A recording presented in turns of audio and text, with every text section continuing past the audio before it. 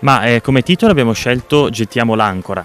Dato che siamo nel Giubileo della Speranza, abbiamo voluto mantenere un po' questo filo conduttore della speranza per farci accompagnare in questi giorni, e lasciandoci anche un po' ispirare da un'immagine che aveva lasciato Papa Francesco proprio sul Giubileo. Abbiamo scelto l'icona dell'ancora per indicare proprio un segno di speranza, e da lì abbiamo cercato di rendere più semplice, più fruibile questo tema ai nostri bambini. E abbiamo declinato il tema della speranza in vari modi, tra cui la fiducia in se stessi e per gli altri, e abbiamo parlato anche dei momenti di difficoltà e di quanto un singolo gesto può avere un impatto.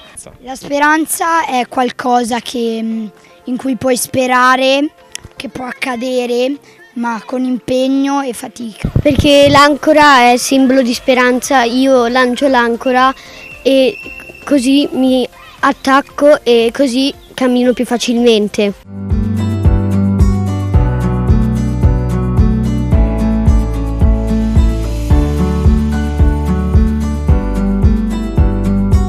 Il titolo che abbiamo voluto dare al campo è Sogno e son desto. È un invito ai ragazzi presenti qui a Villanoce a sognare in grande, quindi a sognare qualcosa di bello per la propria vita, a partire dalla capacità di dono della vita stessa, e con un gioco di parole, perché generalmente diciamo sogno o son desto, invece in questo caso sogno e son desto, quindi prenderci la responsabilità del pezzo di mondo che viviamo.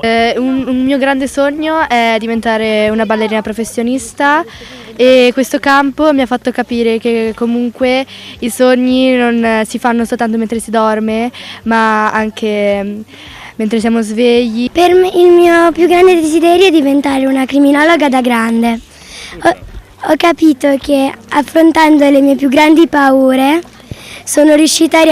vorrei riuscire a realizzare il mio sogno.